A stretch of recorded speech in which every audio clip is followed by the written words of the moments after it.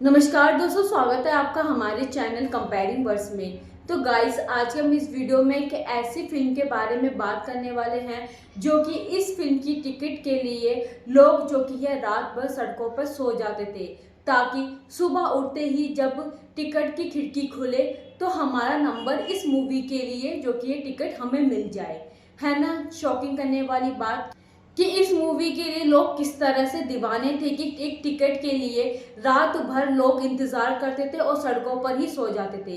और जब ये मूवी सिनेमा घरों पे रिलीज हुई तो ये मूवी ब्लॉकबस्टर साबित हुई और इस मूवी ने जो कि है सिनेमा घरों पर यानी कि बॉक्स ऑफिस पर सभी रिकॉर्ड तोड़ दिए हैं। हम जिस मूवी के बारे में बात करने वाले हैं वो मूवी है मुगले ए आजम।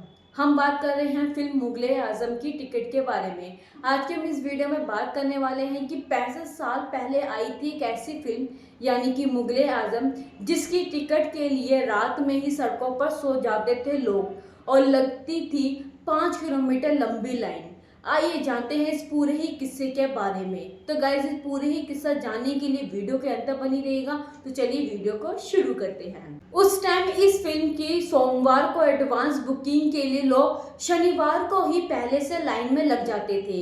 ये लाइन इतनी लंबी होती थी कि ये 5 किलोमीटर भी लंबी होती थी। साथ ही कई लोग तो रात भर सड़कों पर ही सो जाया करते थे और उनके घर वालों ने उन्हें वहां पर लाकर खाना भी खिलाते थे। और साथ ही 65 साल पहले रिलीज हुई इस फिल्म की दीवानगी जानकर आप काफी चौंक जाएंगे। हिंदी फिल्म इंडस्ट्री में कई क्लासिकल मूवीज बनी हैं, लेकिन 65 साल पहले रिलीज मुगले आजम का आज तक कोई भी रिकॉर्ड नहीं तोड़ पाया है। इसे हिंदी सिनेमा की सबसे बेहतरीन फिल्मों में से एक माना जाता है। के आसिफ के निर्देशन में बनी ये अपने समय की सबसे महंगी फिल्मों में से एक थी और इसके पूरे निर्माण के दौरान कई बार देरी का सामना भी करना पड़ा था। हालांकि ये देरी इसके लायक थी क्योंकि फिल्म तुरंत हिट हो गई। इसका क्रेज ऐसा था कि दर्शक दिलीप कुमार, पृथ्वीराज कपूर और मधुबाला की फिल्म की टिकट पाने के लिए कई दिनों तक कतार में खड़े रहते थे। हाल ही में राजा मुराद ने इस दीवानगी को लेकर खुलासा किया है। तो दोस्तों, आपको बता दें कि जब साल 1960 में मुगले आजम रिलीज हुई थी तब राजा मुराद जो कि है 10 साल के थे। उनके पिता हामिद अली मुराद भी इसे आइकॉनिक मूवी का हिस्सा थे। उन्होंने राजा मान सिंह का किरदार निभाया था। रज्जा मुराद ने बताया है कि फिल्म की टिकट खरीदने के लिए कतार 2 दिनों तक चली और 5 किलोमीटर से ज्यादा लंबी हो गई थी। तो वहीं राजा मुराद ने एक इंटरव्यू में कहा कि सोमवार की एडवांस बुकिंग के लिए लोग शनिवार से ही कतार में लग जाया करते थे। मैंने खुद भी ऐसा देखा है। लोग सड़कों पर सोते थे और उनके परिवार के सदस्य उनके लिए खाना लाते थे और वे सोमवार के शो के लिए टिकट खरीदने का इंतजार करते थे। तो वहीं बॉम्बे सेंटर से शुरू हुई कतार महालक्ष्मी तक चली गई। उन्होंने ये भी कहा कि इस तरह की फिल्म का कभी रीमेक नहीं बनाया जाना चाहिए क्योंकि जो भी कोई भी ऐसा करने की कोशिश करेगा वह बुरी तरह से विफल होगा। साथ ही वो बोले कि मुझे लगता है कि भगवान ने मधुबाला, आसिफ और पृथ्वीराज कपूर को एक मिशन पर भेजा था। उनका मिशन मुगले ए आजम बनाना था। फिल्म के तुरंत बाद वह सभी भगवान के पास चले गए। बता दें कि मधुबाला के आसिफ और पृथ्वीराज कपूर का निधन फिल्म के रिलीज के 12 साल के अंदर ही हो गया था। और साथ ही फिल्म की शूटिंग के बारे में बात करें तो मुगले आजम उस समय तक भारत में बनी सबसे भव्य फिल्म थी। पूरी फिल्म मोनोक्रोम में शूट की गई थी। के आसिफ ने मधुबाला के साथ प्यार किया तो डरना क्या गाने को रंगीन तरीके से शूट किया था। साथ ही इस फिल्म की शूटिंग के दौरान ही दिलीप कुमार और मधुबाला ने अपने रिश्ते को खत्म कर दिया था। वह स्क्रीन पर प्रेमी प्रेमिका की भूमिका निभा रहे थे लेकिन एक दूसरे से बात भी नहीं करते थे। तो दोस्तों, ये तो बात हुई फिल्म के किस्से के बारे में कि लोग सोमवार की टिकट के लिए पहले से ही शनिवार को लाइन में लग जाते थे और साथ ही इन लोगों के परिवार इन्हें खाना लाकर भी खिलाते थे।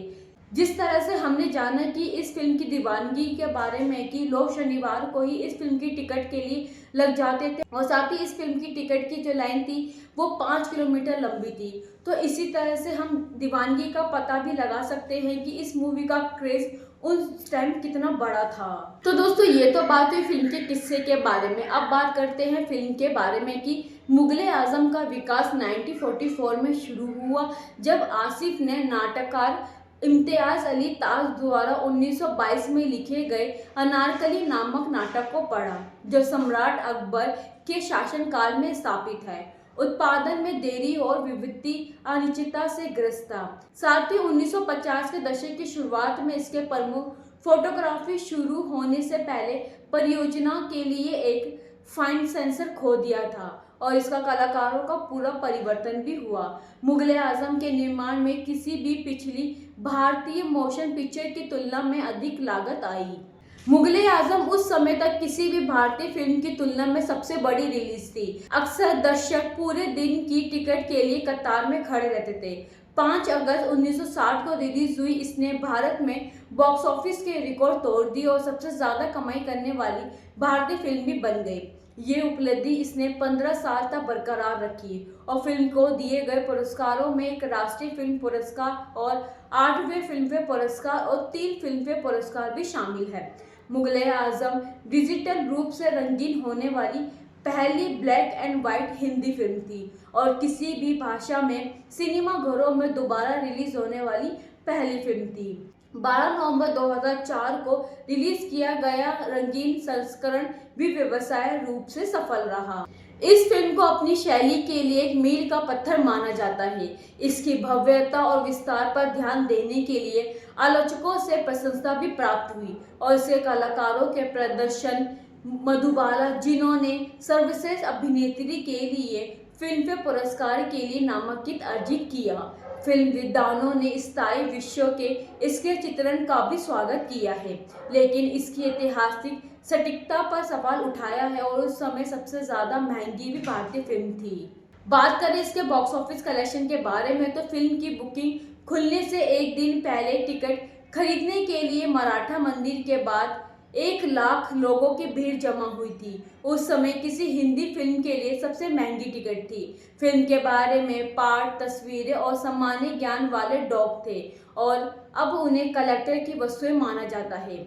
साथ ही ये भी बताया जाता है कि लोग 4 से 5 दिनों तक कतार में इंतजार करते थे और उनके परिवार के सदस्यों के माध्यम से घर से भोजन उनकी आपूर्ति के लिए आता था।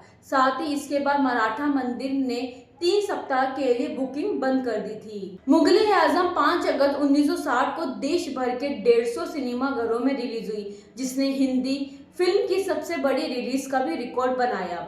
ये एक बड़ी व्यवसाय सफलता बन गई, जिसने पहले सप्ताह में 4 मिलियन कमाए, साथ ही 55 मिलियन की शुद्ध आय भी अर्जित की और निर्माताओं के लिए 30 मिलियन का लाभ भी पाया। मुगले आजम ने एक लंबे नाटकीय प्रदर्शन का भी अनुभव किया। 3 साल तक मराठा मंदिर में पूरी क्षमता के साथ इसकी स्क्रीनिंग भी की गई। इस प्रकार ये फिल्म मदर इंडिया, जो कि 1957 को पीछे छोड़कर सबसे ज्यादा कमाई करने वाली हिंदी फिल्म बनी। तो वहीं दोस्तों इस फिल्म के पुरस्कार के बारे में बात करें तो 1961 के राष्ट्रीय फिल्म पुरस्कारों में मुगले आजम ने हिंदी में सर्वश्रेष्ठ फीचर फिल्म का राष्ट्रीय पुरस्कार जीता। तो 1961 के फिल्मफेयर पुरस्कार में मुगले आजम को 7 श्रेणियों में बांटा गया। सर्वश्रेष्ठ फिल्म, सर्वश्रेष्ठ निर्देशक आसिफ के लिए, सर्वश्रेष्ठ अभिनेत्री मधुबाला जी को, सर्वश्रेष्ठ पार्श्व गायक लता मंगेशकर जी को, सर्वश्रेष्ठ संगीत नौशाद को, सर्वश्रेष्ठ छायांकन मथुर को और सर्वश्रेष्ठ संवाद अमन बहादुर मिर्जा, कमाल अमरोही और हसन रिजवी को। साथ ही जिसने सर्वश्रेष्ठ फिल्म, सर्वश्रेष्ठ छायांकन और सर्वश्रेष्ठ संवाद का भी पुरस्कार जीता। तो दोस्तों ये था आज का किस्सा कि 65 साल रिलीज हुई इस फिल्म के लिए लोग शनिवार को ही, यानी कि फिल्म के 1-2 दिन पहले से ही लंबी कतार लाइन में खड़े हो जाते थे। जिस तरह से उस समय इस फिल्म की दीवानगी थी वो काफ़ी ही चौंकाने वाली थी। तो गाइज अगर आपने ये मूवी देखी है, साथ ही ये मूवी और साथ ही इस मूवी के सभी गाने आपको कैसे लगे हमें कमेंट बॉक्स में ज़रूर बताइएगा। ऐसे ही फिल्मों से जुड़े किस्से और कंपैरिजन हम आपके लाते रहेंगे। चैनल पे बने रहे, चैनल को सब्सक्राइब और वीडियो को लाइक शेयर करना ना भूलिएगा। मिलते हैं आपसे अगली ही वीडियो में ऐसे ही फिल्मों से जुड़े कुछ नए किस्सों के साथ।